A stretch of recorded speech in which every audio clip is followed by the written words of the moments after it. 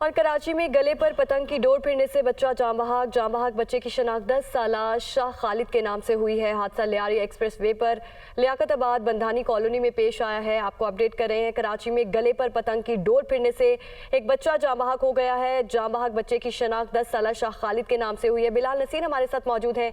Bilal, update कीजिएगा। जी बिल्कुल, ये लियाकताबाद बंधानी कॉलोनी के करीब जो है लियारी एक्सप्रेस वे गुजर रहा है, जहाँ पर ये बच्चे जो है वो पतंग लूटने के गर्ज से गए हैं और ये 10 साला बच्चा जो है वो पतंग की डोर फिरने से मौके पर ही जाँ बहक हुआ है, जिसे फौरी तौर पर अस्पताल मुंतकिल किया गया था। वर्षा कहते हैं कि इब्तदाई तौर पर ऐसा लगा कि ये हादसा है, गाड़ी की टक्कर से हुआ है, लेकिन जैसे ही गाड़ी गुजरी है उसमें कोई डोर फंसने के बाद अचानक से बच्चे के गले में फिरी है और बच्चे के गले में फिरने से मौके पर ही बच्चा जाँ बहक हो गया था। फौरी तौर पर इंतजामिया हरकत में आई है, क्रैकडाउन भी किया जा रहा है पतंग फरोशों के खिलाफ। पुलिस हुकाम कहते हैं कि ग्रैंड ऑपरेशन भी किया जाएगा, ताहम एक जो बच्चा है उसकी लाश को अस्पताल मुंतकिल करके पोस्टमार्टम किया जा रहा है और जिसके बाद वर्षा के हवाले कर दिया जाएगा। जी बिलाल नसीर हमारे साथ मौजूद थे, आपका शुक्रिया। DGISPR मेजर जनरल अहमद शरीफ का कहना है कि हमारे लिए तमाम सियासतदान और सियासी जमातें काबिले एहतराम हैं। कोई नहीं चाहेगा कि अफवाज पाकिस्तान किसी खास सियासी सोच की नुमाइंदगी करें, इससे इंतशार फैलेगा। न्यूज़ ब्रीफिंग के दौरान मेजर जनरल अहमद शरीफ ने मजीद कहा कि हुकूमत से एक आईनी और गैर सियासी रिश्ता है, इसे सियासी रंग देना मुनासिब नहीं। चीफ ऑफ आर्मी स्टाफ जनाब आसिम मुनीर इस बात का आदा करते हैं, असल ताकत का जो महवर है और जो मरकज़ है वो अवाम पाकिस्तान है। और जहाँ तक सियासत का ताल्लुक है, पाकिस्तान की जो फौज है वो एक कौमी फौज है। हमारे लिए तमाम सियासतदान और तमाम सियासी जमातें काबिले एहतराम। आप भी ये नहीं चाहेंगे, फौज पाकिस्तान भी नहीं ये चाहेंगी कि वो किसी एक ख़ास सियासी सोच या ख़ास सियासी जाविये, नज़रिए या जमात की तरफ राग़िब हो। फौज पाकिस्तान में हर मसलक, हर इलाके और पूरे पाकिस्तान की नुमाइंदगी है। इसी तरह ये ख़ास सियासी सोच की नुमाइंदगी नहीं करती। सोशल मीडिया और मीडिया में भी अफवाज पाकिस्तान इदारों और उनके अहदेदारों के ख़िलाफ़ जो बातचीत की जा रही है, हम समझते हैं कि वो ना सिर्फ गैर ज़िम्मेदाराना और गैर दानिशमंदाना है, बल्कि गैर आइनी भी है। इसके पीछे कुछ ज़ाती और सियासी मकासद भी हैं। दुनिया की किसी और फ़ौज की तरह अफवाज पाकिस्तान भी धौंस और फरेब से इसको दबाव में नहीं डाला जाता। और DGISPR major general Ahmed Sharif ने कहा है कि अफवाज पाकिस्तान की कोशिशों की वजह से पाकिस्तान में अब कोई नो गो एरिया नहीं है। दहशतगर्दी के वाकयात में कलादम TTP और बलोचिस्तान की तंजीमों का बैरूनी ताल्लुक सामने आया है। दहशतगर्दी के नासूर से निपटने के लिए 70 से ज़ायद ऑपरेशन रोजाना की बुनियाद पर किए जा रहे हैं। पिछले चंद माह से बलूचिस्तान और KPK में दहशतगर्द अमन आमा को खराब करने की बेहद कोशिशें करते रहे, मगर फोर्सेस दहशतगर्दों के नेटवर्क को कैफरे किरदार तक पहुंचाने में शब रोज अहम किरदार अदा कर रहे हैं। दहशतगर्दी के इन वाकयात में TTP का और बलूचिस्तान की दहशतगर्द तंजीमों का बैरूनी ताल्लुक भी साबित हुआ है। अफगानिस्तान में पैदा होने वाली तब्दीलियों के नतीजे में दहशतगर्दी के वाकयात में निस्बतन इजाफा हुआ है। रवां साल में मजमूई तौर पर छोटे बड़े दहशतगर्दी के 436 वाकयात रूनुमा हुए, जिनमें 293 अफराद शहीद जबकि 521 जख्मी हुए। सिक्योरिटी फोर्सेस ने दहशतगर्दों और उनके सहूलतकारों के खिलाफ 8,269 छोटे बड़े इंटेलिजेंस बेस्ड ऑपरेशंस किए हैं। 1535 दहशतगर्दों को वासले जहन्नम या गिरफ्तार किया गया है। दहशतगर्दी के नासूर से निपटने के लिए रोजाना की बुनियाद पर 70 से ज़ायद ऑपरेशंस अफवाज पाकिस्तान, पुलिस और दीगर कानून नाफिज करने वाले अदारे अंजाम दे रहे हैं। आज अल्हम्दुलिल्लाह अवाम और अफवाज पाकिस्तान की लाजवाल कुर्बानियों की बदौलत there is no go area in Pakistan. 30 जनवरी 2023 को पेशावर पुलिस लाइंस पर होने वाले खुदकुश हमले की बात करें तो ये खुदकुश हमला TTP क़यादत के अहकामात के बाद जमातुल एहरार के रुकन ने किया। चेहरे की शनाख्त और CCTV फुटेज से मिलने वाली तस्वीर से ये बात वाज़ेह हुई कि खुदकुश हमला आवर अफगान था। इस सिलसिले में खुदकुश हमला आवर इम्तियाज़ उर्फ तोरा शाह को बाजोर से गिरफ्तार किया गया।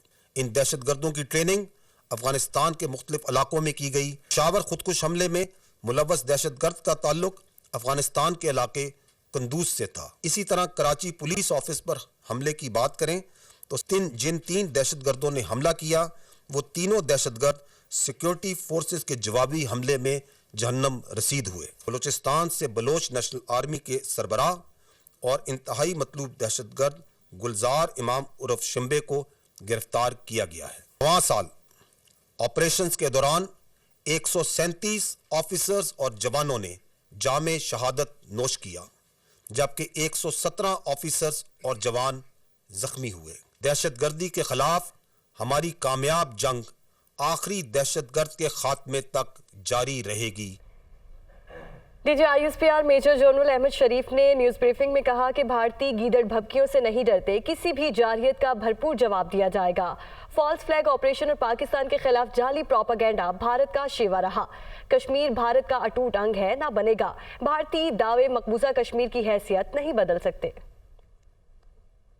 हिंदुस्तानी लीडरशिप की गीदड़ भभकियां और लाइन ऑफ कंट्रोल पर पाकिस्तान की जानिब से इन्फिल्ट्रेशन, टेक्निकल एयर वायलेशंस और दीगर इल्ज़ामात का लगातार झूठा प्रोपेगेंडा भारत की दरहकीकत एक ख़ास पॉलिटिकल एजेंडे की अक्कासी करता है। पाकिस्तान की तरफ से अक़वाम मुत्तहिदा के मुबस्सिरीन को लाइन ऑफ कंट्रोल पर 16 दौरे कराए गए, जबकि भारत की जानब से ऐसा कोई भी विजिट नहीं करवाया गया। रवां साल अब तक 56 मरतबा भारत की जानिब से छोटी सतह पर मुख्तलिफ सीज फायर की खिलाफ वर्जियाँ की गई। इसी अरसे में पाक फौज ने 6 जासूस क्वाडकॉप्टर्स को भी मार गिराया। अफवाज पाकिस्तान भारत की इन तमाम शरंगेजियों से नबर्द आजमा होने के लिए हमा वक्त तैयार और किसी भी जारहियत का भरपूर जवाब देने के लिए पुरअज़म हैं। कश्मीर ना कभी भारत का अटूट अंग रहा है और ना रहेगा। अगर किसी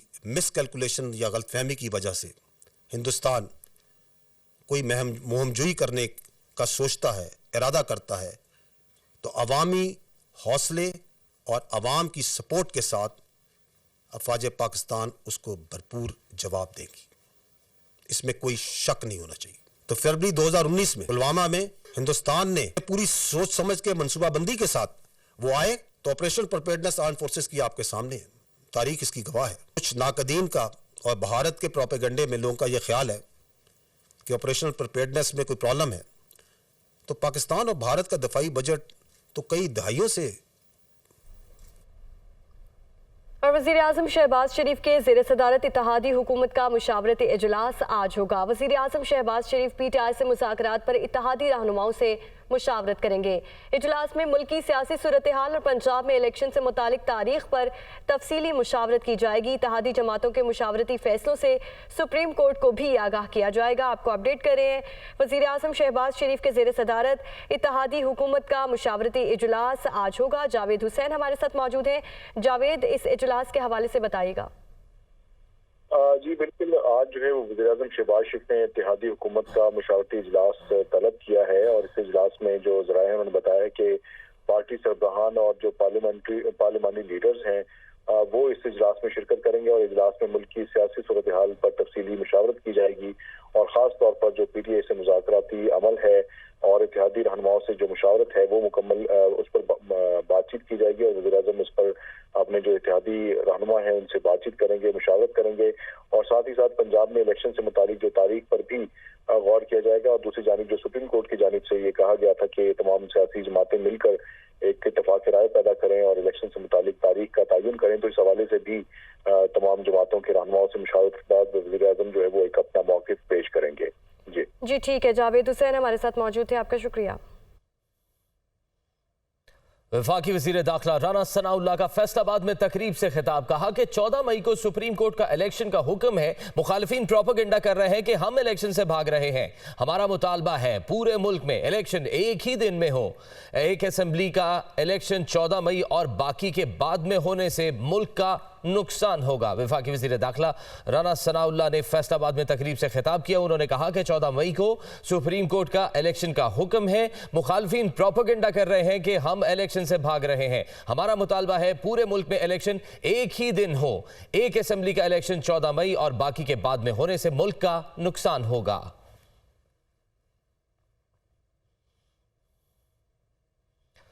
चेयरमैन तहरीक इंसाफ इमरान खान का यौम तासीस पर कारकुनों से वीडियो लिंक खिताब। कहा कि भागो नहीं, इलेक्शन के मैदान में आओ। सियासी मुखालिफिन को चैलेंज किया। कहा कि मुल्क का ये हाल सजा याफ्ता नवाज शरीफ और उसकी बेटी की वजह से है।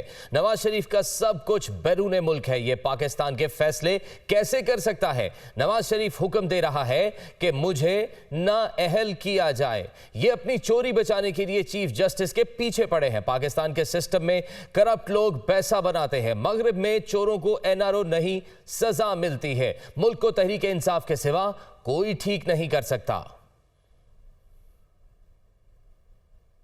साबिक चीफ जस्टिस साकिब निसार और पीटीआई के वकील ख्वाजा तारिक रहीम की हुकूमत मुखालिफ मनसूबा बंदी के हवाले से एक और मुबैना ऑडियो मंजर आम पर आ गई। साबिक चीफ जस्टिस का कहना है कि ऑडियो से कोई जल्जला तो नहीं आ गया, लॉ फर्म बनाई है, क्या किसी को मशवरा भी नहीं दे सकता? इस्लामाबाद से देखिए ये खुसूसी रिपोर्ट। साबिक चीफ जस्टिस साकिब निसार और पीटीआई वकील ख्वाजा तारिक रहीम की एक और मुबैना ऑडियो लीक। सुप्रीम कोर्ट के फैसलों पर ब्रीफिंग, आजाद कश्मीर में पीटीआई की हुकूमत की तब्दीली और तौहीन अदालत केस पर बातचीत। एक चीज मैं करना चाहना था, जजमेंट जी है वो जरूर देख लेना। 7 मेंबर जजमेंट है और जी अपना शो मोटो है नंबर 4 of 2010 रिपोर्टेड है sir. 7 member judgement 2012 supreme court में 553 उत्ते। अच्छा जी, ठीक है ना जी, मैं देख रहा हूं। जो भी वकील तलाकारी कहना जरा देख लेना।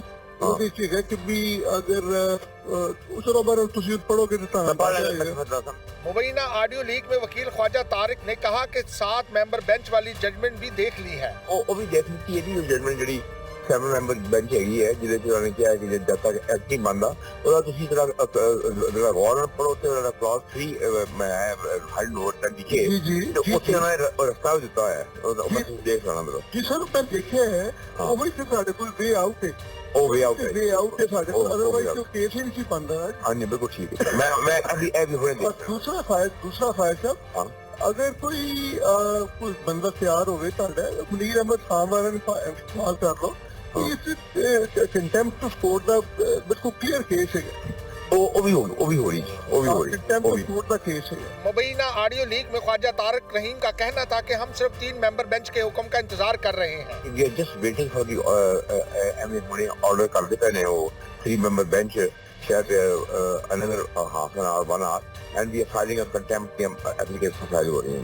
चल ठीक। दूसरी जानिब साबिक चीफ जस्टिस साकिब निसार ने दुनिया न्यूज से गुफ्तगू करते हुए कहा कि इस ऑडियो से कोई भूचाल नहीं मचा, कोई जल्जला नहीं आया, मेरी प्राइवेसी का हक मुतासर हुआ है। मैं इसे नहीं मानता, ये चोरी का माल है और चोरी का माल ना बिक सकता है ना तशहीर हो सकती है। इसमें क्या गलत किया? मैंने अपनी लॉ फर्म खोल रखी है, मुझसे कोई मशवरा करे तो मुझ पर मशवरा ना देने का कोई उज़र है? मरदमशुमारी दुरुस्त न होने पर MQM ने वफाकी हुकूमत से अलहदगी का इंदिया दे दिया। हुकूमत और MQM के दरमियान मुज़ाकरात का एक और राउंड बुध के रोज होगा। कराची से देखिए मोहम्मद अशरफ की रिपोर्ट। कराची और हैदराबाद की मरदमशुमारी दुरुस्त करो। मुत्तहदा कौमी मूवमेंट की राब्ता कमेटी इजलास में बड़ा फैसला। बेशतर अरकान ने मरदमशुमारी दुरुस्त न होने पर कौमी और सूबाई असेंबली से मुस्ताफी होने की तजवीज दी। आपको पता है कि मरदमशुमारी जो है वो MQM की एहतजाज और उसकी रिक्वेस्ट के ऊपर 5 साल पहले हो रही है। हमने पे दर पे जो है वो वज़ीर आज़म से 3 मीटिंगें हैं, 7 मीटिंगें जो है वो एहसन इकबाल साहब से वजीर से है, फिर ब्यूरो ऑफ स्टैटिस्टिक्स से तकरीबन दर्जन भर से ज्यादा मीटिंग है। और हमने तमाम जो मरदमशुमारी में एनोमलीज निकल कर आ रही थी, जो प्रॉब्लम्स निकल कर आ रही थी, जो खामियां निकल कर आ रही थी कि घरों को पहले सही गिना नहीं, उसके बाद जब घरों को सही नहीं गिना तो फिर जब लोगों को गिनने आए तो फिर उसके अंदर भी प्रॉब्लम्स निकल कर आई। तो हमने पे दर पे कंप्लेंट्स की मीटिंगों में बताया। जराये के मुताबिक MQM के अरकान कौमी असेंबली ने हाथ से लिखे गए इस्तीफे कन्वीनियर डॉक्टर खालिद मकबूल सिद्दीकी को जमा करवा दिए हैं। ताहम MQM अरकान असेंबली के इस्तीफे राब्ता कमेटी की मंजूरी से जमा करवाए जाएंगे। MQM का वफ्द बुध के रोज वजीर आजम शहबाज शरीफ से भी मुलाकात करेगा, जिसमें वजीर आजम को कराची और हैदराबाद समेत सिंध के दीगर शहरी इलाकों को दुरुस्त शुमार न करने पर हुकूमत से राय जुदा करने के राब्ता कमेटी के फैसले से आगाह किया जाएगा। PTI का कराची में मरदमशुमारी के खिलाफ एहतजाज का ऐलान। PTI कराची के सदर आफ्ताब सिद्दीकी की ज़ेर सदारत इजलास में मरदमशुमारी के खिलाफ अदालत से रुजू करने का भी फैसला किया गया है। मरदमशुमारी पर दावे करने वाली जमातें अब तक सिर्फ ज़बानी जमा खर्च कर रही हैं। आपको बताएं कि पीटीआई का कराची में मर्दमशुमारी के खिलाफ एहतजाज का ऐलान। पीटीआई कराची के सदर आफ्ताब सिद्दीकी की ज़ेर सदारत इजलास में मर्दमशुमारी के खिलाफ अदालत से रुजू करने का भी फैसला किया गया है। मज़ीद तफसीलात जानेंगे, हमारे नुमाइंदे मोहम्मद अली हफीज़ हमारे साथ मौजूद हैं। मोहम्मद अली, आगाह कीजिएगा, क्या फैसला किया गया इजलास में?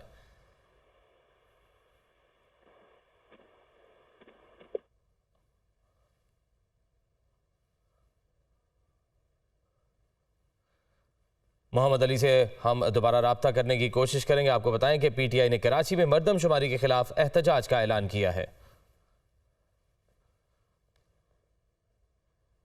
आज़ाद कश्मीर की नई हुकूमत में काबीना की तश्कील इल्तवा का शिकार है। स्पीकर कानून साज असम्बली के इंतखाब तक काबीना की तश्कील रोक दी गई है। ज़राए के मुताबिक पीपल्स पार्टी ने आज काबीना, पीटीआई फॉरवर्ड ब्लॉक और दीगर हम ख्याल ग्रुप का मुशावरती इजलास बुला लिया है। मुस्लिम लीग नून और तहरीक इंसाफ फॉरवर्ड ब्लॉक वजारतों के हुसूल के लिए सरगर्म है। आज़ाद कश्मीर की नई हुकूमत में काबीना की तश्कील इल्तवा का शिकार हो गई। स्पीकर कानून साज असम्बली के इंतखाब तक काबीना की तश्कील रोक दी गई है। पीपल्स पार्टी ने आज काबीना, पीटीआई फॉरवर्ड ब्लॉक और दीगर हम ख्याल ग्रुप का मुशावरती इजलास बुला लिया। इसी पर मजीद तफसीलात जानेंगे, हमारे नुमाइंदे मोहम्मद इकबाल मीर हमारे साथ मौजूद हैं। जी मोहम्मद इकबाल मीर, आगाह कीजिएगा। जी, आज़ाद कश्मीर में पीडीएम जो हुकूमत में काबीना की तश्कील है वो इल्तवा का शिकार है, और इस हवाले से जो पाकिस्तान पीपल्स पार्टी ने काबीना, पीटीआई फॉरवर्ड ब्लॉक और दीगर पीटीआई हम ख्याल ग्रुप के हवाले से जो अहम मुशावरती इजलास है वो भी कश्मीर हाउस में तलब किया गया है, जिसके हवाले से आइंदा के हवाले से जो है मुशावरत की जाएगी। और वज़ीर-ए-आज़म के इंतखाब के बाद पाकिस्तान पीपल्स पार्टी और मुस्लिम लीग नून से सिर्फ 2 अरकान को जो है काबीना में शामिल किया गया है।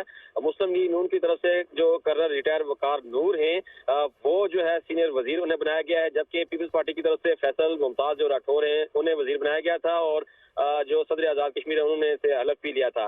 ज़राए के मुताबिक वज़रा हुकूमत को महकमों की अलाटमेंट पर भी पीडीएम हुकूमत इख्तलाफात का जो है वो शिकार नजर आ रही है, और पीपल्स पार्टी और मुस्लिम लीग नून ने अहम वजारतों के हवाले से मुशावरत भी तेज कर दी है। और इसी तरह से जो तहरीक इंसाफ फॉरवर्ड ब्लॉक भी वजारतों के हवाले से जो है वह सरगर्म दिखाई दे रहा है। और जबकि जो पाकिस्तान पीपल्स पार्टी की पाकिस्तान तहरीक इंसाफ की जो पार्लिमानी पार्टी का जो इजलास हुआ था, चूंकि आज़ाद कश्मीर में जो पाकिस्तान तहरीक इंसाफ के अरकान की जो तादाद है वो 31 है, सिर्फ 7 अरकान ने जो है इस इजलास में शिरकत की थी। और जो इमरान खान है उनकी तरफ से ये फैसला किया गया था कि पाकिस्तान तहरीक इंसाफ अपोजिशन में बैठेगी, जिस पर इमरान खान की तरफ से ख्वाजा फारूक अहमद को जो है वो अपोजिशन लीडर जो है वो तफसीलन आगाह कर रहे थे। आपका बहुत शुक्रिया।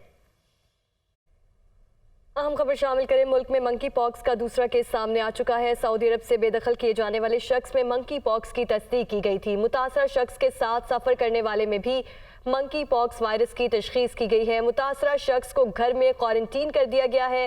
सेहत तसल्ली बख्श बताई जा रही है। आपको अपडेट करें, मुल्क में मंकी पॉक्स का दूसरा केस सामने आ चुका है।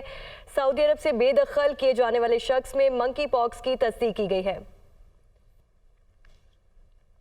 अहम खबर आपको देंगे, कबल धमाके में जख्मी 2 अफराद दम तोड़ गए हैं। शोहदा की तादाद 18 हो गई है। डीपीओ सवात के मुताबिक शोहदा में 11 पुलिस अहलकार और 7 शहरी शामिल हैं।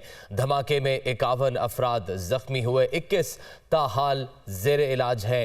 एक जख्मी की हालत नाजुक बताई जाती है। कबल धमाके में जख्मी 2 अफराद दम तोड़ गए हैं। शोहदा की तादाद 18 हो गई है। शोहदा में 11 पुलिस अहलकार और 7 शहरी शामिल हैं। बहावलपुर में फर्नीचर मार्केट में आग लग गई। 2 करोड़ रुपए से जायद मालियत का सामान जलकर खाकस्तर हो गया।